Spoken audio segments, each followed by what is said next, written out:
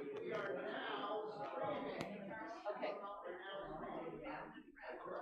Good morning, everybody. Ray, is this on? It is? Okay. Everybody come on in. We're streaming live. We're ready to get going. Good morning. Good morning. That's what I love to hear from you guys. Welcome to those of you here in the sanctuary and those of you viewing us online.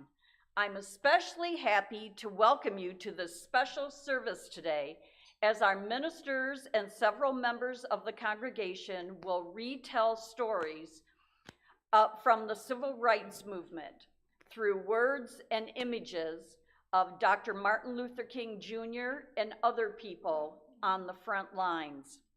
But first, allow me to introduce myself. Most of you know me. My name is Chris Monk, and I want to welcome you to the Unitarian Universalist congregation of Flint.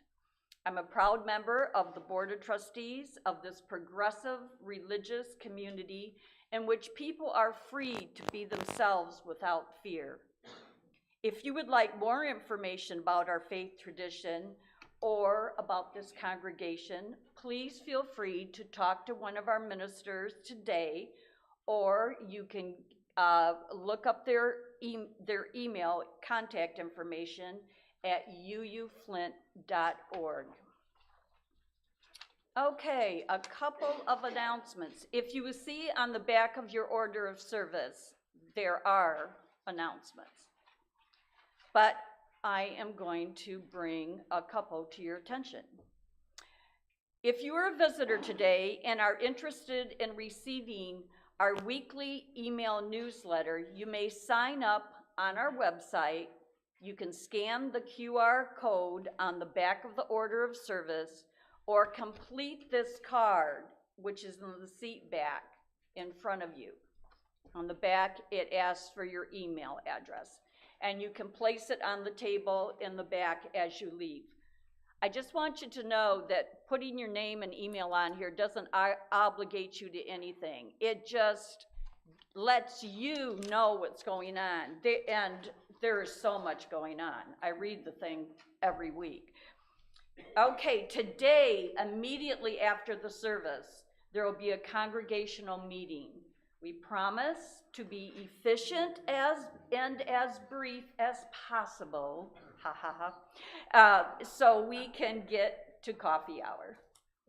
And Raina has brought coffee hour upstairs to us, so it's going to be great. After the meeting, it'll be right out there. Also, don't forget to purchase your discount concert tickets for Mustard's Retreat, February 3rd, coming up close.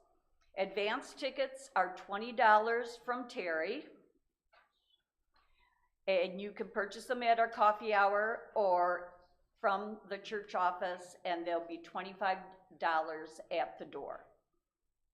Last week would have been our second Sunday collection, but since we canceled church last Sunday, we're taking our second Sunday special program offering today.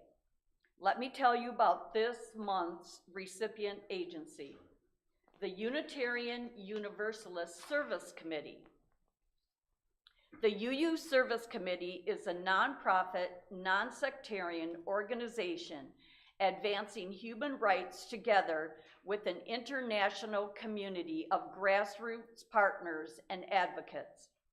The work of the UUSC began in 1939 when the Reverend Waitstill and Martha Sharp took an extraordinary risk helping refugees escape Nazi persecution in Europe.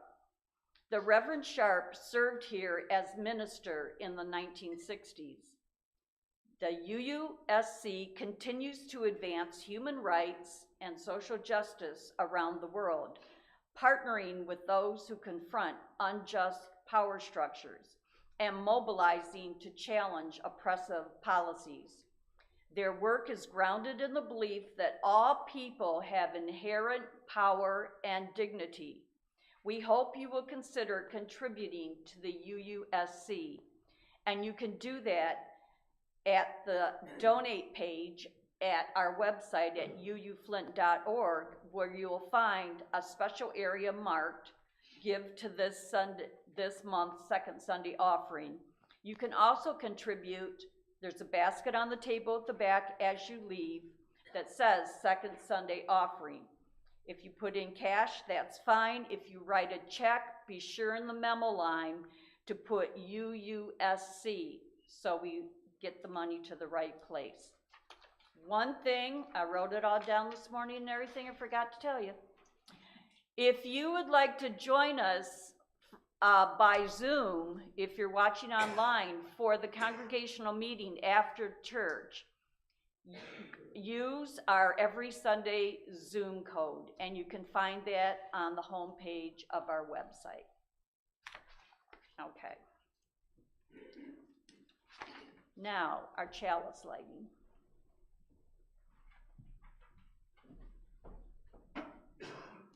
This is a chalice of audacious hope.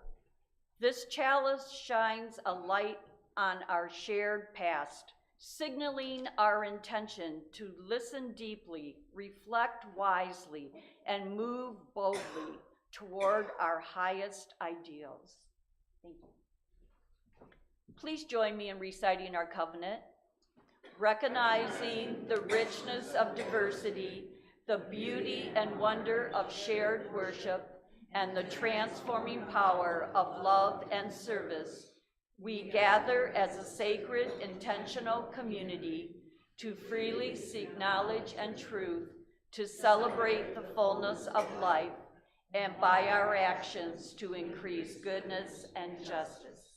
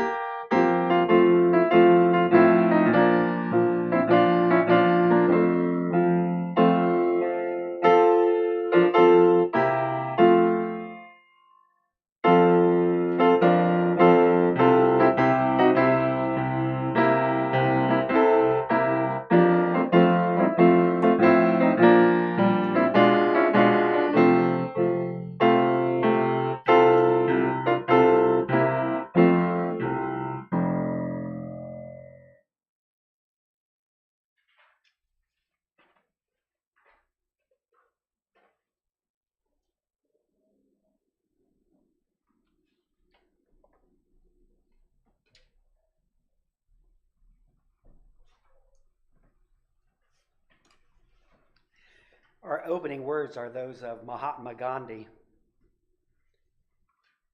When I despair, I remember that all through history, the way of truth and love have always won. There have been tyrants and murderers, and for a time they can seem invincible. But in the end, they always fall. Think of it.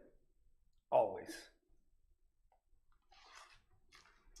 Let's all stand as you're willing and able. We're going to sing hymn 169, We Shall Overcome.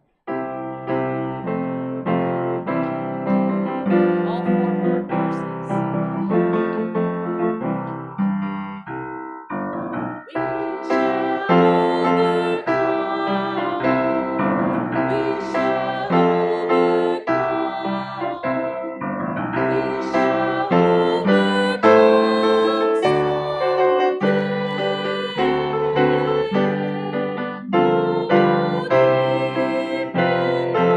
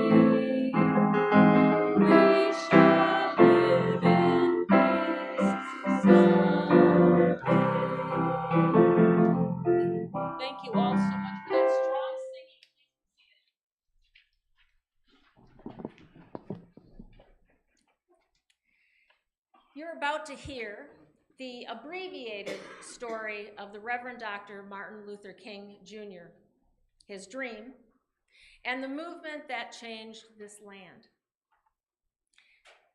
We need to hear it over and over so that we remember its people and its principles. But it's not a comfortable story, nor should it be. In fact, we should feel discomfort that such hatred took place in this country and the fight continues today. But we need not leave this sanctuary angry or sad. Instead, I wish you holy unrest, a fresh honor and appreciation for the mighty struggle that took place, and a renewed commitment to the work that is still ahead. In order to understand the meaning of the life of Martin Luther King, we must first learn the powerful history of Jim Crow. Jim Crow was a character in the minstrel shows that white Americans flocked to in the mid-19th century. The shows included music, dancing, clowns, and skits. Jim Crow was a black-faced white actor, and the comedy was to depict African Americans as stupid people to be made fun of. For many white Americans, Jim Crow defined what African Americans should be like. In the wake of the Civil War and Reconstruction, the white power structure of the southern states searched for ways to continue to oppress now free African Americans. Laws were instituted giving African Americans second-class status, and those laws were named after the clown character, Jim Crow. Jim Crow laws kept black people in separate schools and in menial jobs. They effectively denied voting rights by requiring only African Americans to take tests on the Constitution. Many examiners found ways to fail them, even if they technically passed. Furthermore, taxes imposed at polling places prohibited most poor African Americans from voting at all. One of the most humiliating laws was the racial segregation on public transportation. White folks rode in the front of the bus, while black folks rode in the back. Tiny signs delineating the sections could be easily moved. When the white sections filled up, their section could be moved back until there was standing room only left for African Americans. In 1954, the Supreme Court made a landmark decision. In Brown versus the Board of Education, segregation laws were deemed unconstitutional. The ruling meant an end to all forms of racial segregation in public facilities, but local gym laws would need to be overcome one by one.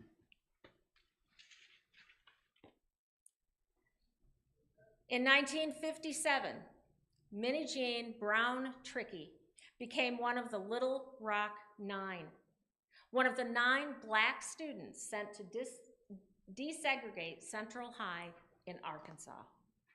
Mrs. Trickey remembers, there was a mob the first day, and the guards were stopping us from going in. It was quite brutal. People were screaming obscenities. We were taken out secretly through the basement, and we sat home for 3 weeks, waiting. The first full day of school, we were protected by the 101st Airborne, but they couldn't go in the bathrooms or in the gym, where most of us had an incident with hot water and showers and with glass on the floor. But we did what we had to do. We figured out really quickly that this experience was not just about us, it was for everyone.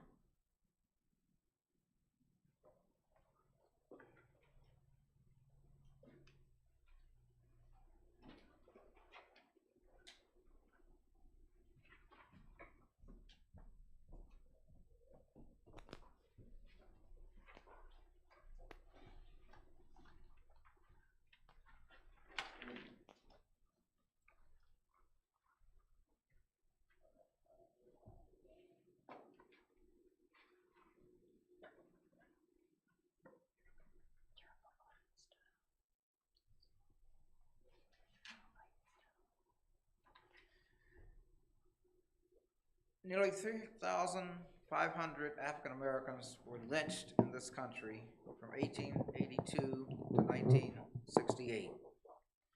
But according to the Southern Poverty Law Center, although countless African Americans were murdered, between 1954 and 1968, 41 individuals lost their lives due to involvement in the civil rights movement. We recognize them by sharing their names aloud. May we always be humbled and honored by their sacrifices in the struggle for freedom. In 1955, Reverend George Lee registering to vote. Lamar Smith organizing voters. Emmett Lewis Till, age 14, accused of flirting with a white woman. John Earl Reese, age 16, planning a new school. in 1957,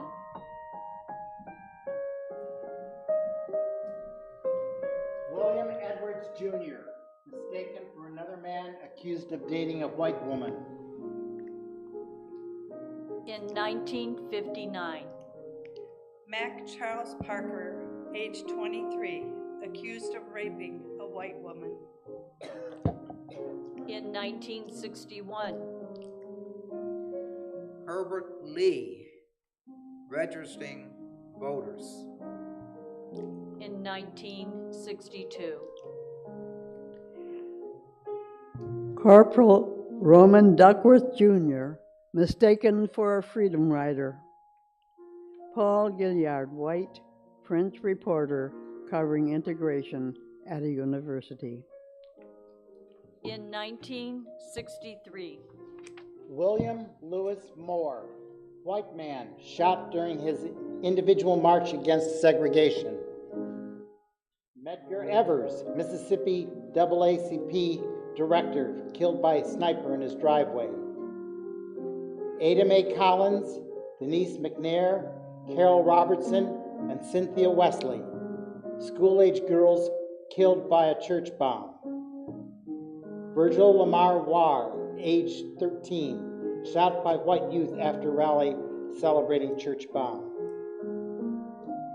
in 1964, Lewis Allen, witness to 1961 voter registration murder. Johnny Mae Chappelle, a young woman, random shooting by white men looking for a black person to kill. Bruce Clunder, white minister crushed by a bulldozer as he protested segregation. Henry Ezekiel D. and Charles Eddie Moore, random KKK victims. James Earl Cheney, Andrew Goodman, and Michael Henry Schwerner, young white and black civil rights workers arrested and released into the hands of the KKK and killed. Lieutenant Colonel Lemuel Penn, random drive-by shooting by KKK. in 1965, Jimmy Lee Jackson, killed by state troopers protecting grandfather and mother at March. James Reeb, white minister, beaten to death by white men after Selma March. Viola Gregg Liuzzo, white Unitarian Universalist, Detroit, wife and mother volunteering in Selma, shot in the Ku Klux Klan drive-by. O'Neill Moore, black deputy killed in drive-by shooting. Jonathan Merrick Daniels, white seminarian registering voters, shot by a deputy sheriff. in 1966, Samuel Lehman Young Jr., student activist, shot by gas station owner over segregated restrooms. Vernon Ferdinand Dahmer, wealthy white business owner, had offered to pay fees for black voters died after home was firebombed. Ben Chester White, murdered by KKK to divert attention from the Civil Rights March. Charles Triggs, shot after attending meetings sponsored by the Congress of Racial Equality. In 1967,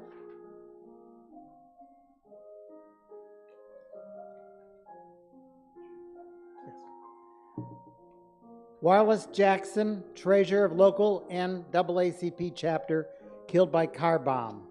Benjamin Brown, hit by stray bullet from police while watching student protest. and in 1968. Samuel Ephesians Hammond Jr., Delano Herman Middleton, and Henry Ezekiel Smith, shot by police during college campus demonstration. Reverend Dr. Martin Luther King Jr., Nobel Peace Prize winner, assassinated as he prepared to lead a demonstration in Memphis.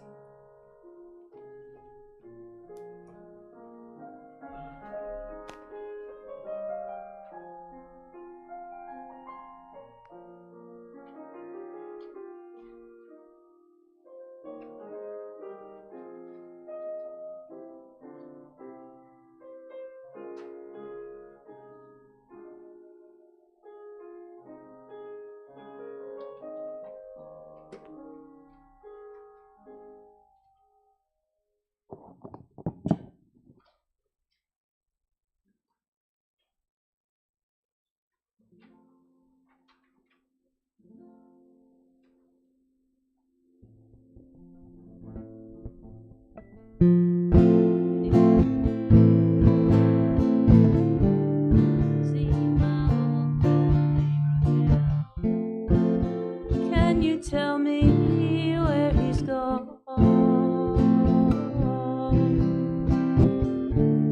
He freed a lot of people, but it seems the good they die young. You know, I just looked around and he's gone.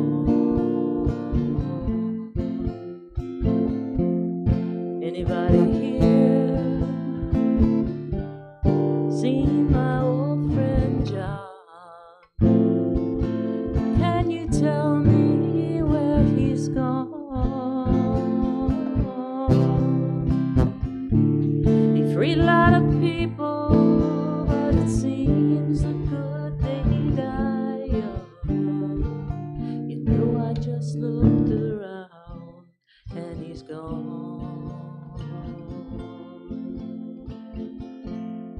Anybody here seen my old friend Martin?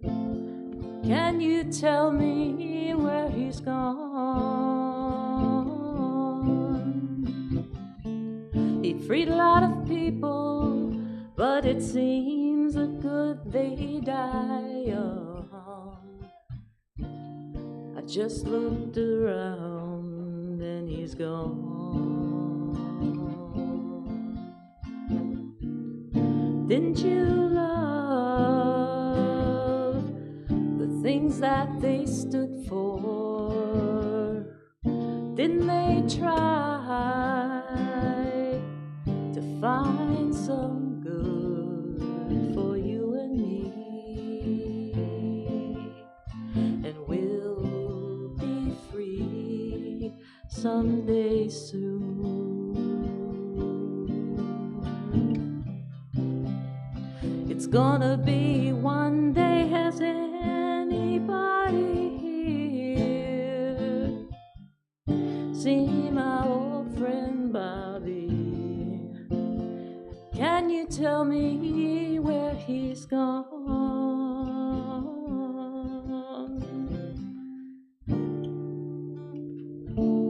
I thought I saw him walking up over the hill with Abraham, Martin, and John. With Abraham, Martin, and John.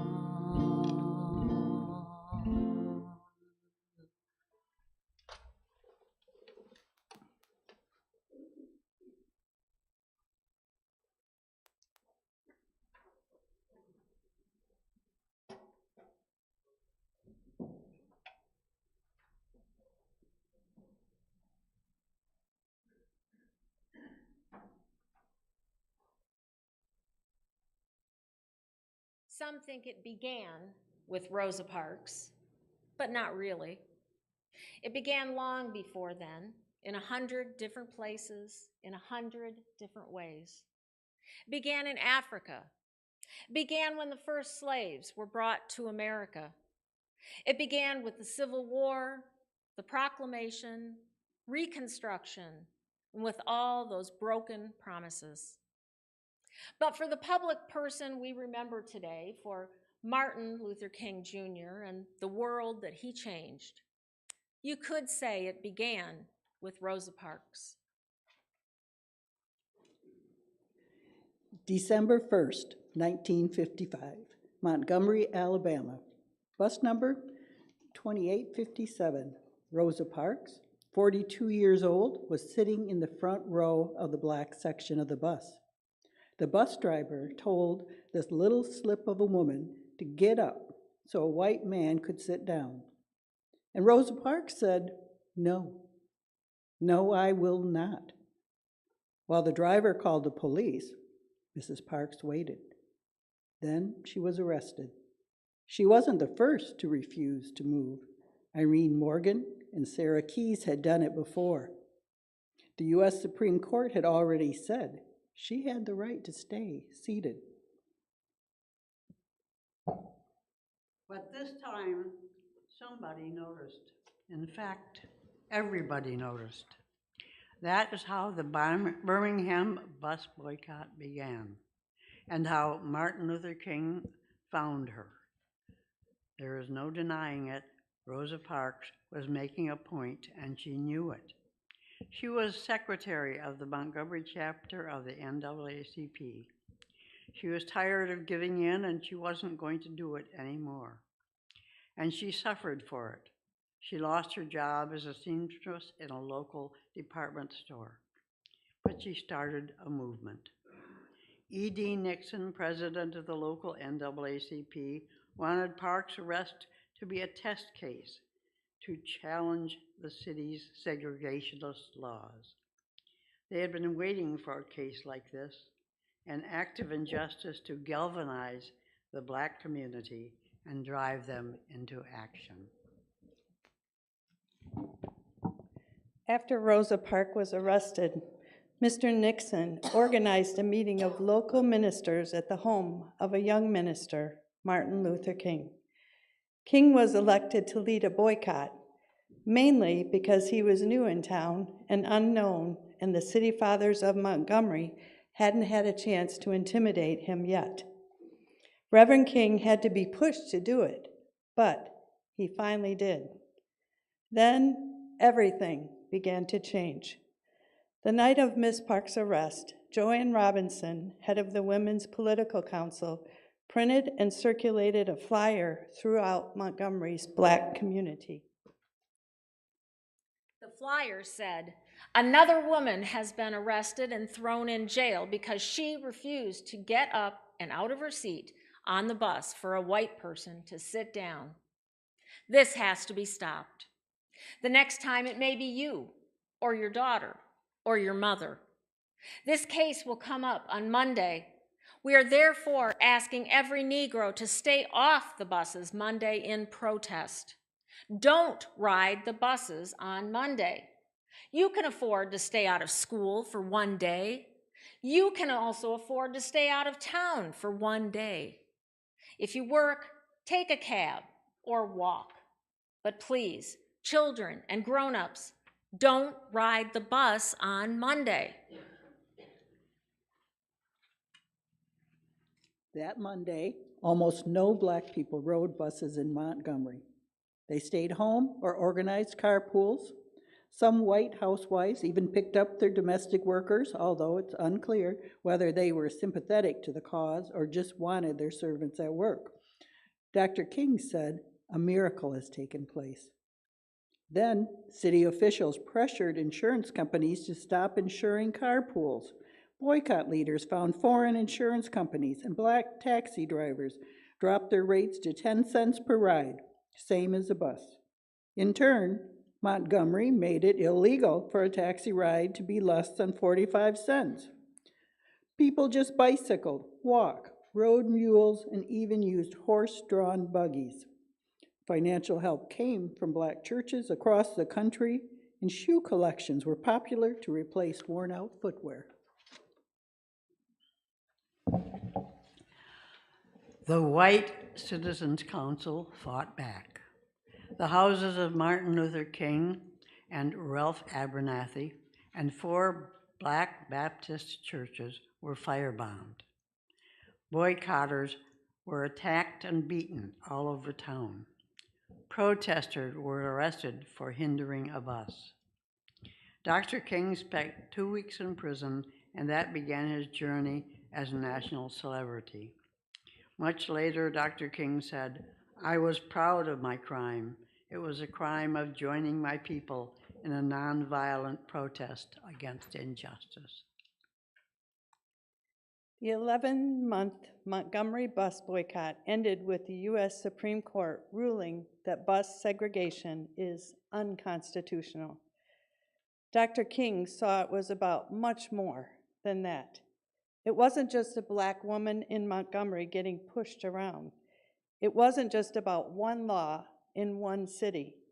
It was about the rights of all black people.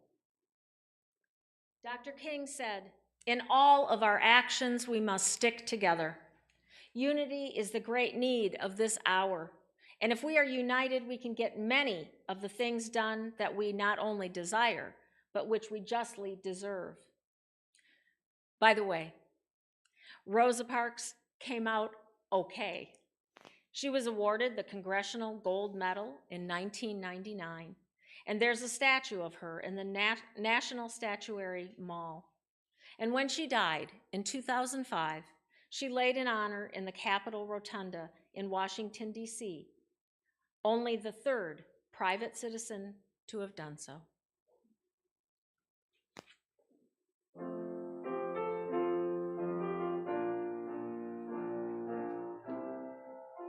You can remain seated. There is more love somewhere. There is more love somewhere. I'm gonna keep on till I find it. There is more love somewhere. There is more hope somewhere. There is more hope somewhere. I'm gonna keep on till I find it. There is more hope somewhere.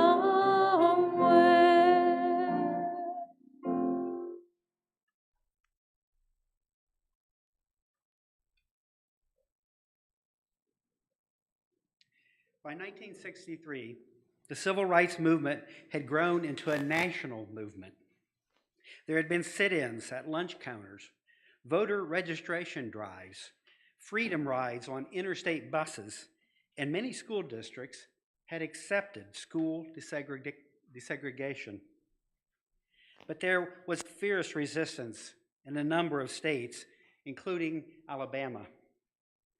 Governor George Wallace and other officials vowed to resist even in the face of legal decisions and federal pressure. Wallace had just become governor of Alabama. In his inaugural speech, these words were there.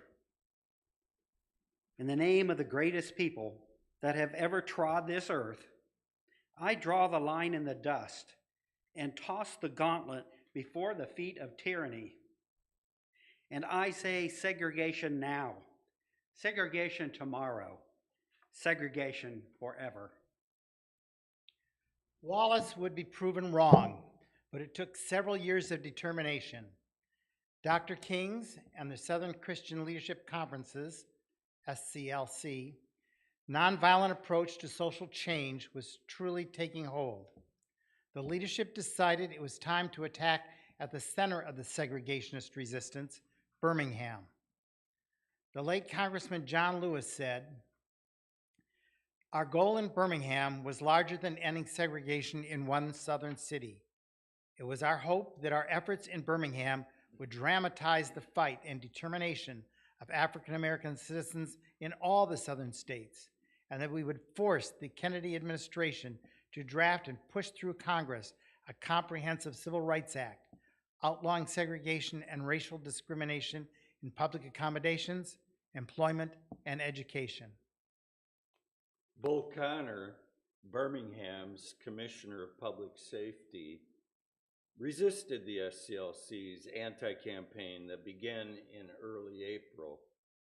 It started with the mass meetings and direct action. King talked endlessly about the philosophy of nonviolence and its methods, and gathered volunteers for lunch counter sit-ins, marches on city halls and other places, and a boycott of downtown merchants. The number of volunteers increased every day. Now there were kneel-ins at the churches, sit-ins at the library, and a march on the county building to mark the opening of a voter registration drive. On April 10th, the city government got a court injunction ordering an end to all protests. But Dr. King and the SCLC disobeyed the court order. King declared, "We cannot, in all good conscience, obey such an injunction, which is an unjust, undemocratic, and unconstitutional misuse of the legal process." King himself knew he would be arrested if he kept on going, and he worried. They were running out of money, and he was a good fundraiser. He wondered if he could do more on the inside than on the outside. He decided he had to go to jail in Birmingham. "Friends," he said, "I have to make a faith act." He was placed in solitary confinement, was not even allowed to call his wife, who had just had a baby. Finally, after a huge movement all across the country, just to raise the money, King was released on April 19th, 1963. During his time in jail, Dr. King came to recognize how big the movement was becoming. It wasn't just about the Deep South anymore, though that's where the oppression was the worst, and had lasted the longest. In his famous letter from Birmingham jail, Dr. King wrote, "Injustice anywhere is a threat to justice everywhere. We are caught in an inescapable network of mutuality, tied in a single garment of destiny. Whatever affects one directly affects all indirectly. Never again can we afford to live with the narrow, provincial, outside agitator idea. Anyone who lives inside the United States can never be considered an outsider anywhere within its bounds." But change didn't happen just because he was released from jail. There had to be a way to keep pressure up, to make the civil rights movement a truly national event. And that's when the children came. High school students were asked to get involved in the demonstrations. They had no idea what a lion they were releasing.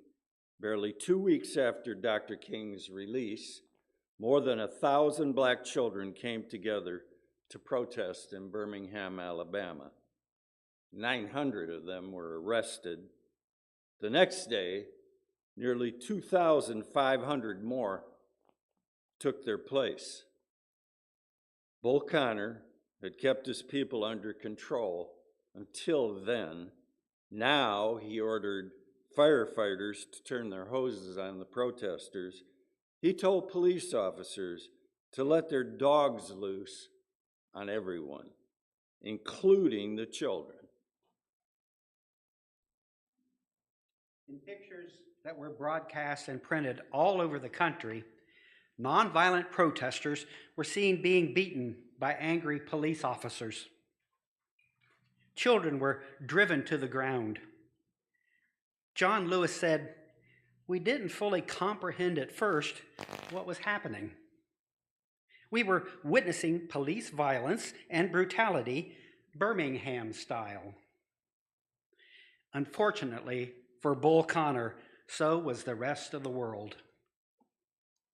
Then on August 28, 1963, more than 250,000 demonstrators showed up in Washington, D.C. and marched to the Lincoln Memorial.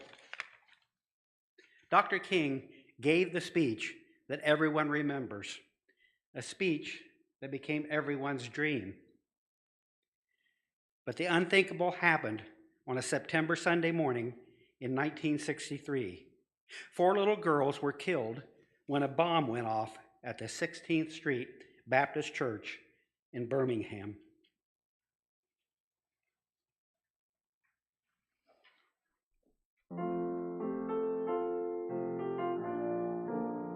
Let's all stand and sing the next 2 verses of There Is More Love Somewhere. Is more love peace somewhere. There is more peace somewhere. I'm gonna keep on till I find it. There is more peace somewhere. There is more joy somewhere.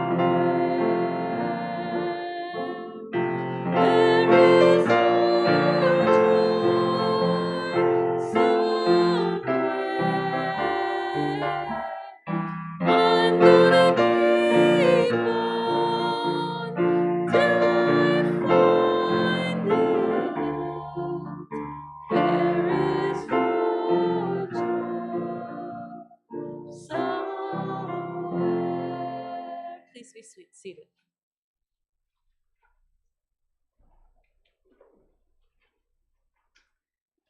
On July 2nd, 1964, President Lyndon B. Johnson signed the Civil Rights Act, making segregation in public facilities and discrimination in employment illegal. Previously, the poll tax had made that unconstitutional. Nevertheless, 28,000 Black citizens in Selma were not registered to vote. In early 1965, SCLC and the NAACP members and leaders had launched a voter registration drive in the state of Alabama. Theoretically, to stave off trouble, a judge there made it illegal for more than 3 people to gather to protest.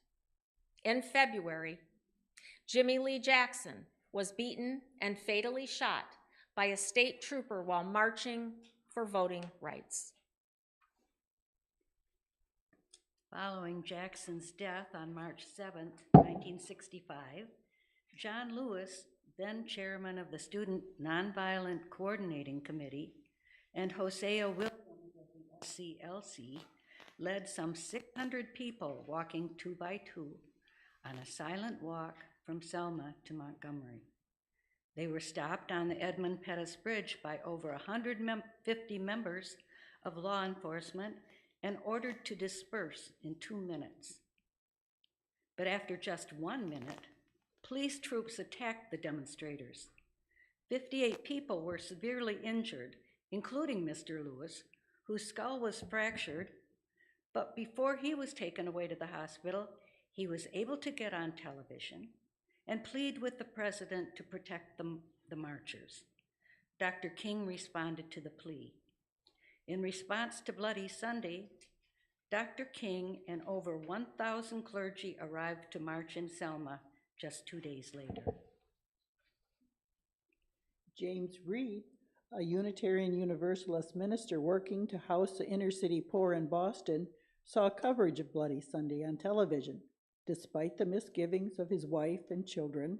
When the UUA asked Reverend Reeb to go to Selma for the second march, Reverend Reeb went. The 38-year-old joined Dr. King and clergy from all over the country.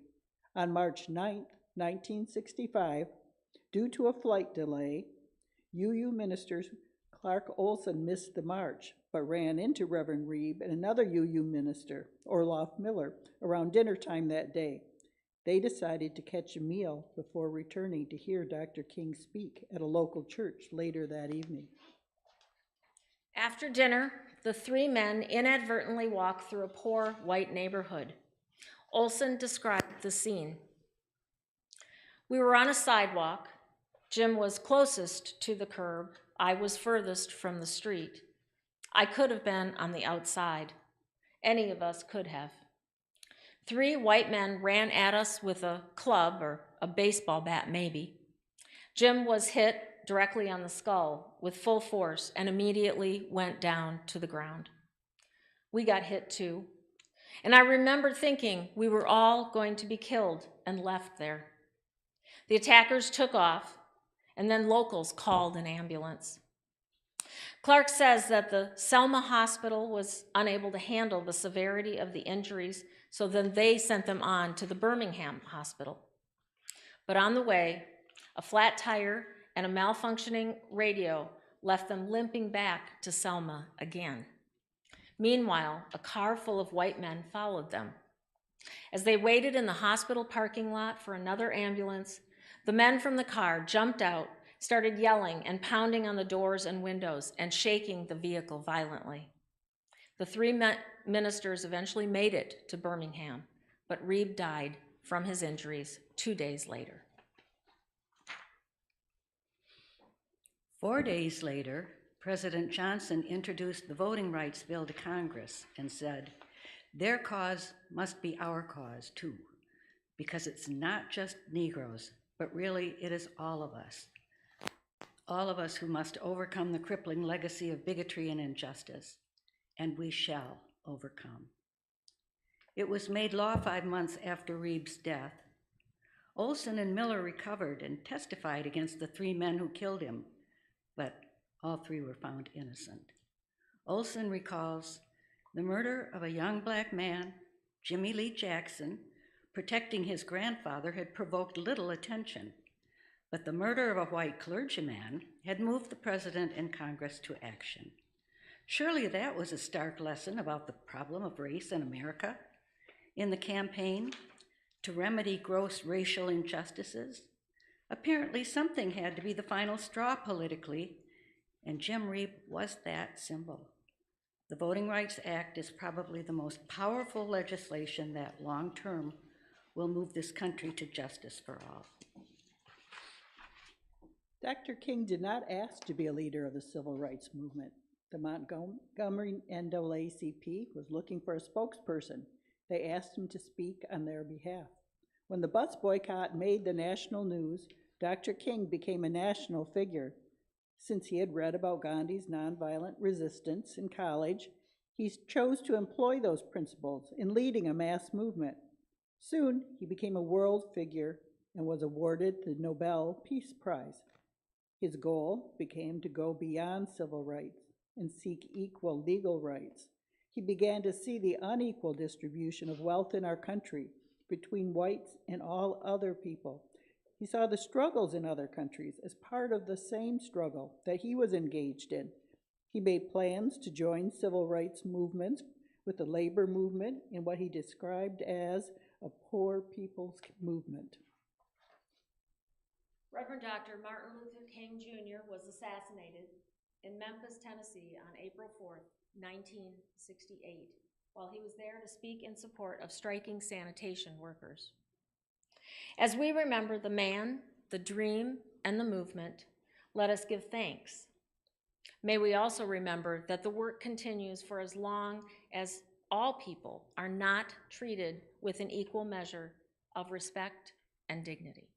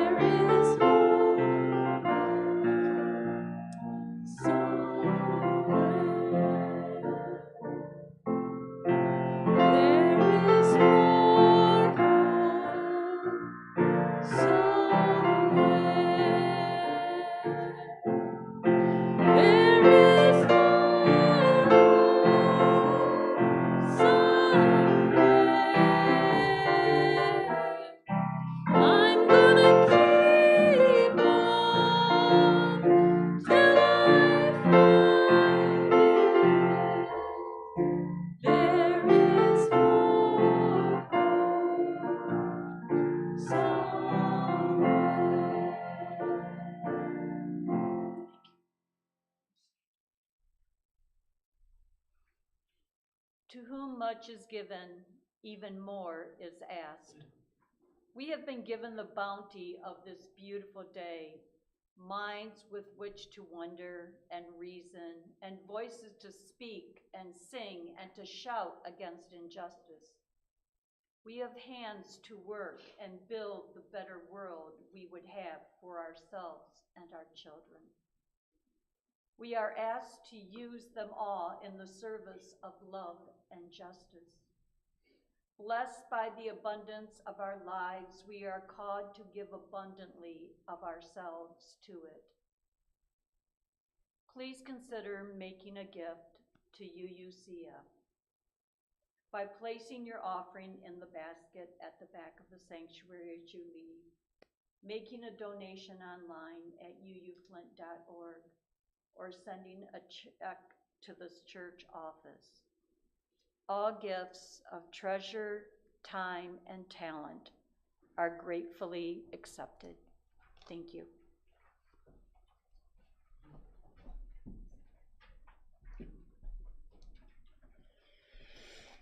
Our closing words are from the Oberlin College commencement speech that Dr. King gave in 1965. These words were spoken nearly 60 years ago, yet they are chillingly just as important today as they were then. We are once again face to face with the reality that we have deep divisions in this country. There are angry, hateful people who are willing to kill to create the America they envision. Let nobody give you the impression that only time will solve the problem. We must all live together as brothers and sisters, or we will perish together as fools. For some strange reason, I can never be what I ought to be until you are what you ought to be. And you can never be what you ought to be until I am what I ought to be. Amen.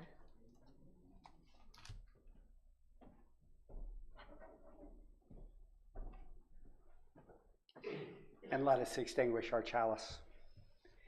We extinguish this flame, but not the light of truth, the warmth of community, or the fire of commitment. These we carry in our hearts until we are together again. We're all going to stand together as we close the service and sing 149, Lift Every Voice, and sing.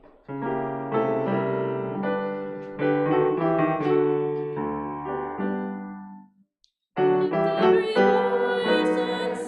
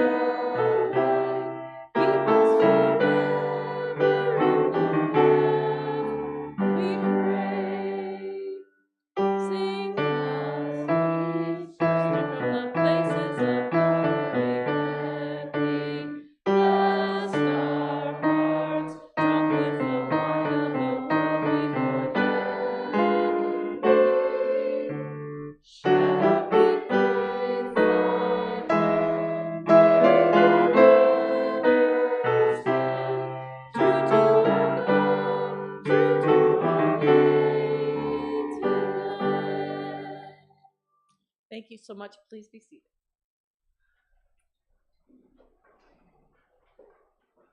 And thanks to all for being here. We are going to have a congregational meeting right after the service. Everyone is welcome to stay. You're also welcome to flee if you don't think you can stand a congregational meeting, but I do encourage you. It'll be short.